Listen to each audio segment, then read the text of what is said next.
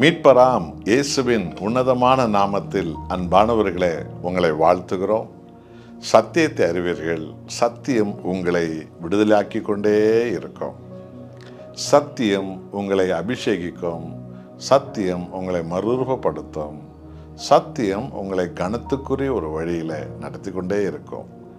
இயேசு கிறிஸ்துவே அந்த சத்தியம். இன்றைக்கும் கூட கலாத்தியர் 4ஆம் அதிகாரத்தில் 8வது வசனம், பரிசுத்த ஆவியானவர் மிக ஆழமாக உலக பாரம்பரிய வழிபாடுகளை எச்சரிக்கை செய்து இன்றைக்கும் அவர் போதிக்கிறார். நீங்கள் தேவனை அறியாமல் இருந்தபோது சுவாபத்தின்படியே தேவர்கள் அல்லாதவர்களுக்கு அடிமைகளாய் இருந்தீர்கள். இப்பொழுதோ நீங்கள் தேவனை அறிந்திருக்க அல்லது தேவனால் அறியப்பட்டிருக்க பலனற்றதும் வெறுமையானதுமான அவ்வழிபாடுகளுக்கு நீங்கள் மறுபடியும் திரும்பி மறுபடியும் அவைகளுக்கு அடிமைகளாக விரும்புவது எப்படி?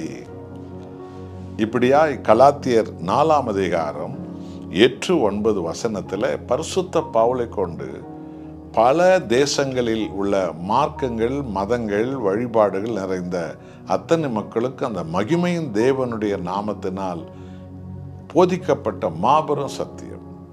அதாவது நம்மை உண்டாக்கிய சர்வ வல்லமுள்ள தேவனாகிய கடவுளை, பிதாவை, அவருடைய ஒரே பேரான குமாரன் வழியாக வெளிப்பட்ட ஆண்டவர் இயேசுவை, அந்த ஆவியான அந்த ஒரே கடவுளை மனித குலம் அறியாமல் இருக்கிற போது அவர்கள் என்ன செய்தார்கள் என்றால், யார் யாருக்கு என்னென்ன யோசனை வந்ததோ, அறிவு வந்ததோ, நினைவு வந்ததோ அதன் போல பார்க்கிறதெல்லாம் அவர்கள் வழிபட ஆரம்பித்து விட்டார்கள். இன்றைக்கும் அப்படிதான். காரணம், அவர்கள் இன்னும் மெய்தேவனை அறியவே இல்லை. அதனால தான் ஆளாளுக்கு அநேகர் உருவங்களை உண்டாக்கி அநேகவற்றை வணங்குகிறார்கள்.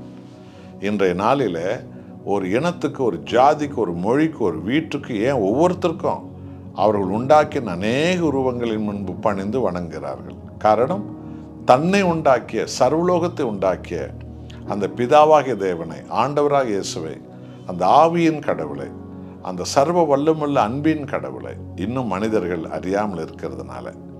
ஆனால் இப்பொழுதோ ஆண்டவராக இயேசு எனும் அந்த மெய் தெய்வத்தை, அந்த பிதாவாகிய தெய்வத்தை கிறிஸ்து எனும் இரட்சகர் வழியாக நீங்கள் அறிந்து கொண்ட போது, பிறகு திரும்பவும் அந்த பாரம்பரியமான அல்லது அந்த குடும்ப வம்சம் பின்பற்றி வந்த அந்த ஒன்றுமில்லாத வெறுமையான அந்த இருளான அந்த வழிபாடுகளுக்கு நீங்கள் திரும்பி போவது எப்படி என்று பரிசுத்த ஆவியானவர் இன்றைக்கும் ஒவ்வொருவரையும் கேட்கிறார். எத்தனையோ கிறிஸ்தவ மக்கள் அநேகவர் ரட்சிக்கப்பட்டிருக்கிறார்கள், மீட்கப்பட்டிருக்கிறார்கள். ஆனாலும் அவர்கள் பழக்க வழக்கத்தில், சடங்கு ஆச்சாரங்களில், திருமண காரியத்தில், வீடு திறப்புலா காரியத்தில், பின்னும் பண்டிகை காலத்திலெல்லாம் இது எங்கள் பழக்கம், இது எங்கள் அப்பா அம்மா பழக்கம், இது தாத்தா பாட்டி பழக்கம் என்று சொல்லி எதையோ கும்பிடுகிற ஜனங்களும் இருக்கிறார்கள். இவர்கள் எல்லோரும் மெய் கிறிஸ்தவர்கள் அல்ல, பொய் கிறிஸ்தவர்கள். ஆண்டவரை, தெய்வத்தை அறியாத போது நீ இதுக்கெல்லாம் அடிமையாக இருந்த. இப்போத்தான் உனக்கு அந்த தெய்வம் யாருன்னு தெரிந்து விட்டதல்லவா? அந்த தெரிந்த பிறகும் கூட அவர் உண்டாக்கினவைகளை எதுக்கு நீ வணங்கி கொண்டிருக்கிறாய்? அவர் உண்டாக்கின காரியங்களை எதுக்கு நீ, மனுஷர்களை நீ ஏன் வணங்குகிறாய்? அது வெறுமையானது, ஒன்றுமில்லாதது, இருளானது, அது பொய்யானது, அது மாயானது. இது தேவனுக்கே செய்யக்கூடிய துரோகமானது என்பதைத்தான் பரிசுத்த ஆவியானவர் உணர்த்துகிறார். ஆகவே அன்பான தேவ ஜனங்களே, இதோ கழுவப்பட்ட பன்றி திரும்ப சேற்றுக்கு போனது போல, நாய் கக்கினது தின்ன போனது போல என்று சொல்லப்பட்டிருக்கிறது அல்லவா?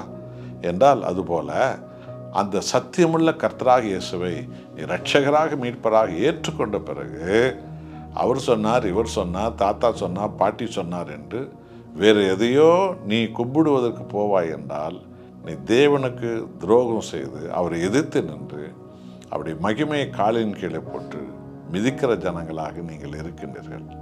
ஆகவே உணர்வடைவீர்களா? தேவனாலே நீங்கள் அறியப்பட்டீர்கள்.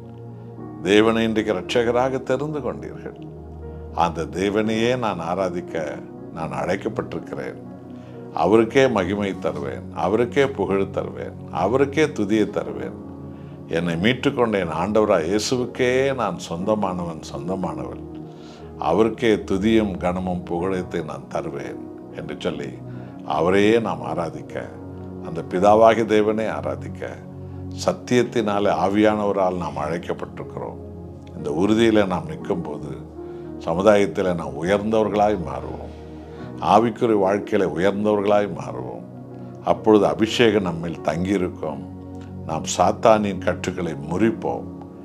நாம் ஜெயமடைந்தவர்களாய் மாறுவோம். தேவ ஜனங்களாய் நாம் இருப்போம்.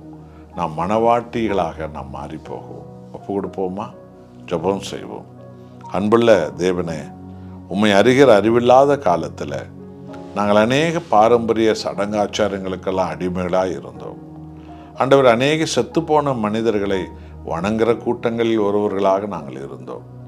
ஆனால் இப்பொழுதோ உலக முடிவு வரைக்கும் உங்களோடு கூட இருக்கிறேன் என்று சொன்ன எங்கள் ஆண்டவராக இயேசுவே, உம்மை நாங்கள் அறிந்திருக்க, உம்மாலே நாங்கள் அறியப்பட்டிருக்க, நீரே தேவாதி தேவன் கர்த்தாதி கர்த்தர் என்று அறிந்திருக்க, தேவனே, எல்லா புகழும் எல்லா ஆராதனை எல்லா துதியும் ஒவ்வொருவருக்கே நாங்கள் கொடுக்கவும், பிதாவுக்கே சொந்தமான ஜனங்களாக நாங்கள் வாழவும் அழைக்கப்பட்டிருக்கிறோம். ஒன்றுமில்லாததும் அழிந்து போகிறதும் வெறுமையானதும் இருளானதும் அந்த செத்த கிரியைகளுக்கு தேவனே திரும்பவும் உமது ஜனங்கள் திரும்பி போகாதபடிக்கு தேவனே ஒவ்வொருவரையும் உமது ஆவியால் முத்திரை போட்டு நடத்துவீராக.